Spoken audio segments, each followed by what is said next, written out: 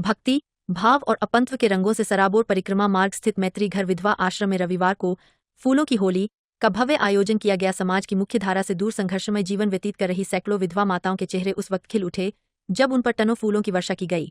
Band बाजे, ढोलन गाड़ों और ब्रज के पारंपरिक रसिया गायन के बीच पूरा आश्रम परिसर एक दिव्य उत्सव में तब्दील हो गया।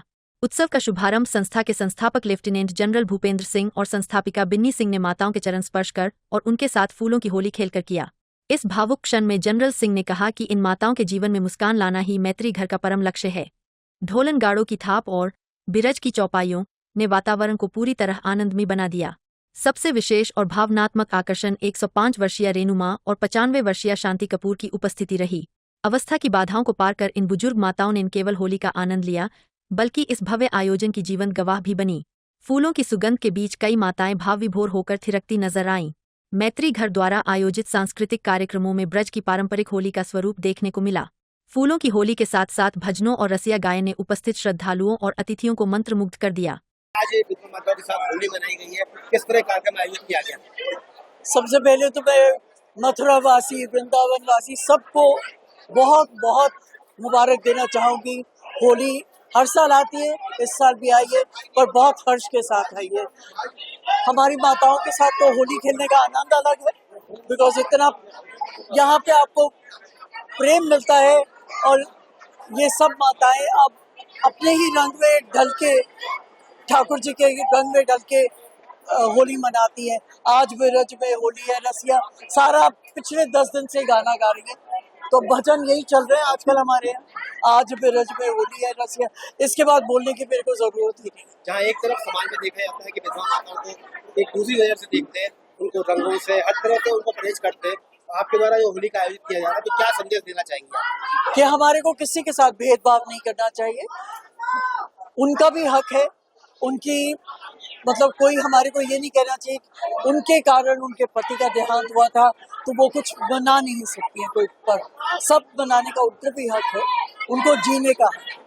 मेरा अंत में संदेश यही होगा कि सबको जीने का हक है, हमको उनको भी जीने का हक देना चाहिए और हंस के खुश होके सबके साथ मिलकर जीने का हक है। जमुना दास। कितना समय हो गया आपको यहाँ पे रहते हुए? हमें 14 साल पूर्ण गया, 15 में चालू है। जहाँ एक तरफ विधवा माताओं को हर चीज से दूर रखा जाता है, आज आप होली खेल रहे हैं, कैसा लग रहा है?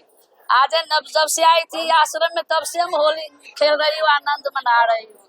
हमें घर से खुशी उड़ गया तो हमें बड़े बाबूजी ने कहा जे तो दिन दुखी है, इनका कोई तरह के हम सब दुख नहीं देंगे, कोई तरह से इसको महसूस न हो जे घर से दिन दुखी बन के आई थी, तो सब कुछ के सुविधा, सब कुछ के साधन दे रहे हैं।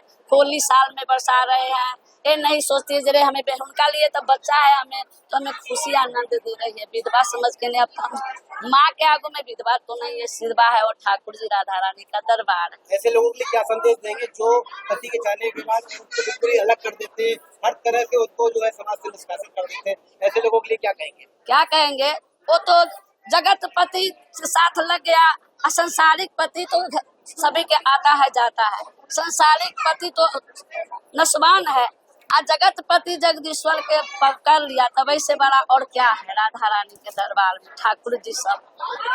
क्या नाम है? मेरा नाम गौरी। होली आज होली खेल रहे हैं, कैसा आनंद आ रहा है? मेरे को तो बहुत आनंद आ रहा है और हर साल ऐसे ही होली मनाते हैं तो मैत्री आश्रम में, और माताओं के साथ में बहुत ही आनंद आता है हम लोगों को। एक होली होती है कि हर व्यक्ति अपने घर में होली मनाता है। जी जी, लेकिन यहाँ का आनंद तो कुछ और ही है, बहुत मजा आता है माताओं के साथ में, सब आप सब लोगों के साथ में बहुत आनंद है यहाँ पे।